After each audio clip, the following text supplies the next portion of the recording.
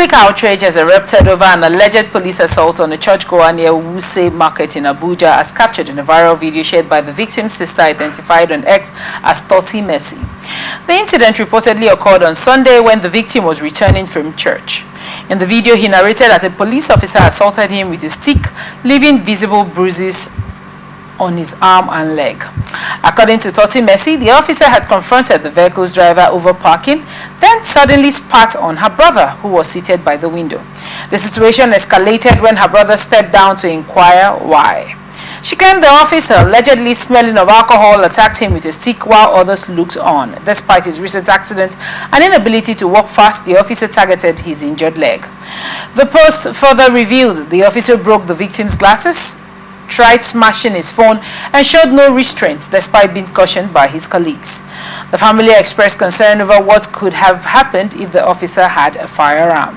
In response, FCT Police Public Relations Officer SP Josephine Ade confirmed the officers involved had been identified. She added that disciplinary procedures had commenced and that the victim had been contracted.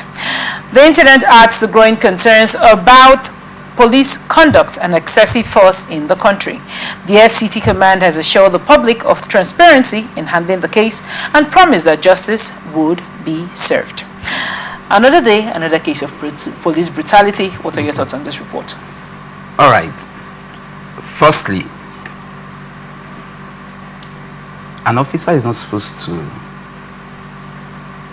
fake alcohol on duty. Secondly, police is our friend, and they should be friendly with everyone out there in the society. Thirdly, an officer is not supposed to be seen with a wood or a stick. Now, I begin to imagine, why will an officer involve himself in alcohol?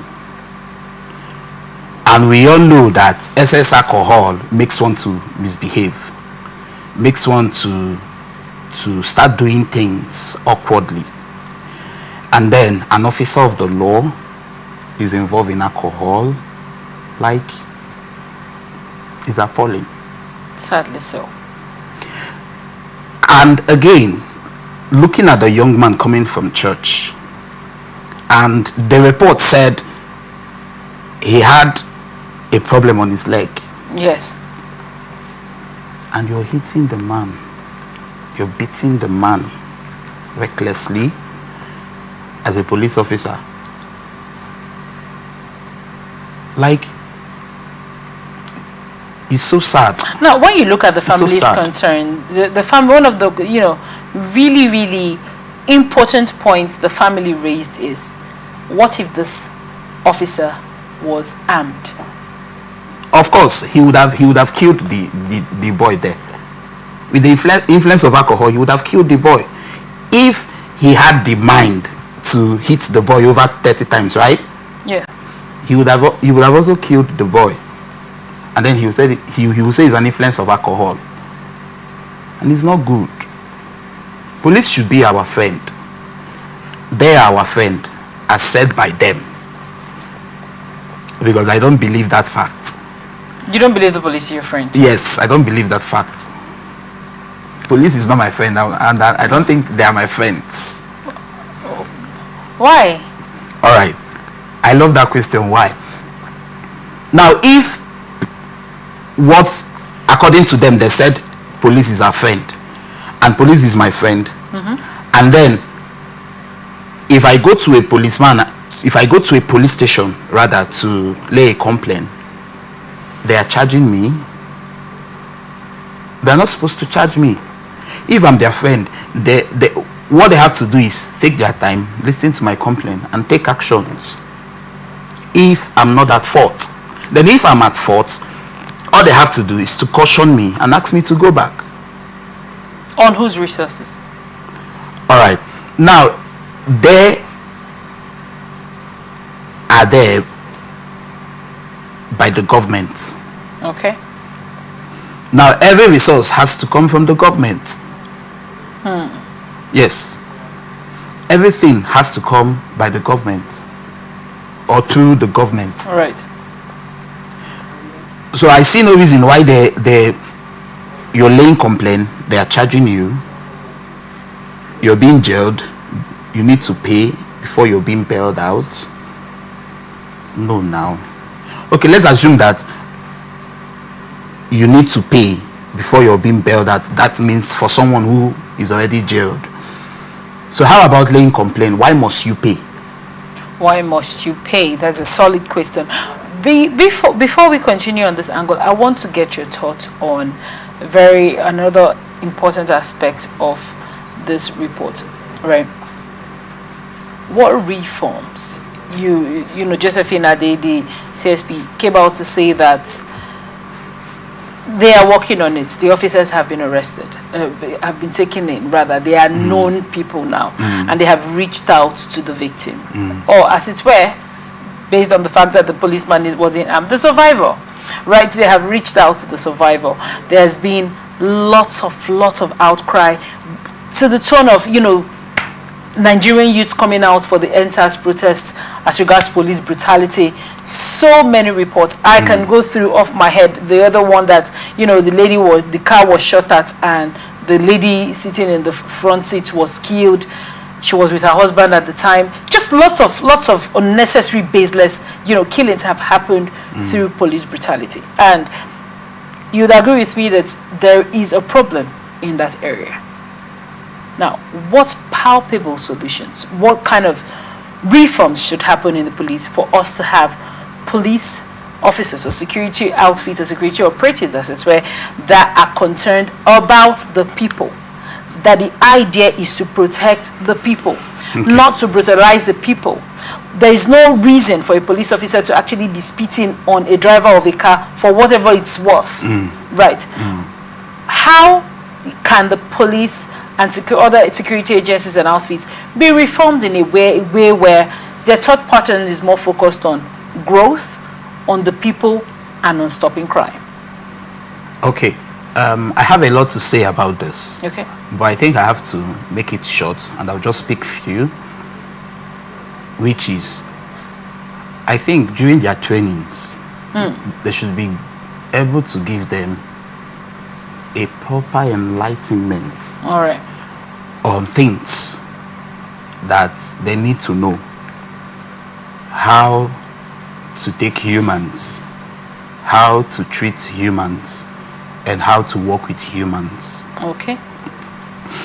Then they should able to teach them and also tell them that as an officer you need to stay away from alcohol. But I mean, under a sensible working environment, there is no parastatal in the world that advises employees to drink on duty. So you see, and in most cases, just like you said, in most cases they see it as okay, because the government do not have an eye on us, so we have the right to do whatever we want to do. You know, they feel that government have no time. They've given us what they think we should work with. So it's now left for us to do whatever we feel like to do. And in most cases, you now find out that if you know someone within the circle, and maybe you're being held by a lower officer, and maybe you know a higher officer, and then when you call the higher officer have to give the lower officer an order for them to leave you, whether you're right or you're wrong. Now you can see that there is a problem there, because most persons are now using it as a bypass, a way to pass. I know somebody there, whereas it's not supposed to be like that. Even if you know somebody there, the person should be able to, the higher officer should be able to ask you, what did you do? Right. What is the crime that is being committed? Then if you're at fault, they should be able to caution you and give you the necessary corrections that is required. Okay. Right.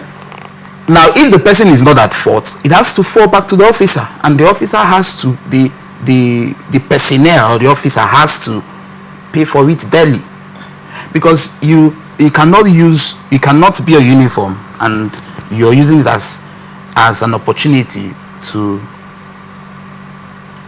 assault or to bully. Now, you have raised some salient points, but there's something I want you to clear on.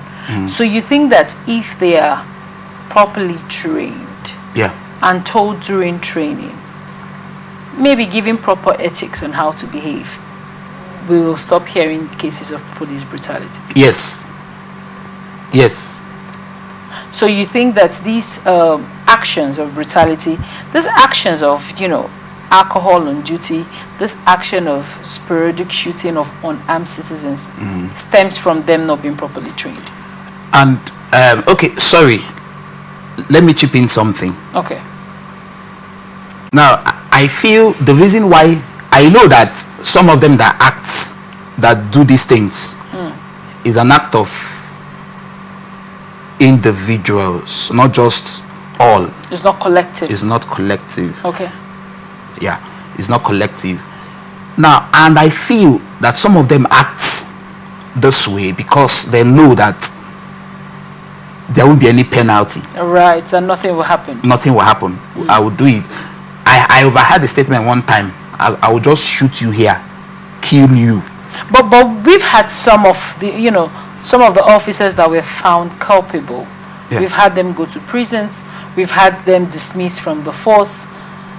There have been victories in certain sects in that regard. Do you think that newer ones like this that commit this crime still have that feeling, especially if someone like Abakari could have gone to prison? I mean, a lower officer that stands on the road and speaks on, people should be able to identify that if this gets out, it's going to be, a big deal with me and my job. Do you think that comes to mind at any point, or we are still stuck on the we are untouchable kind of idea? Yeah, they're still stuck on that untouchable kind of idea. And so you think that we should bring more of them in? More people should go down for crimes such as this to help fight against it and to mitigate it? Yes.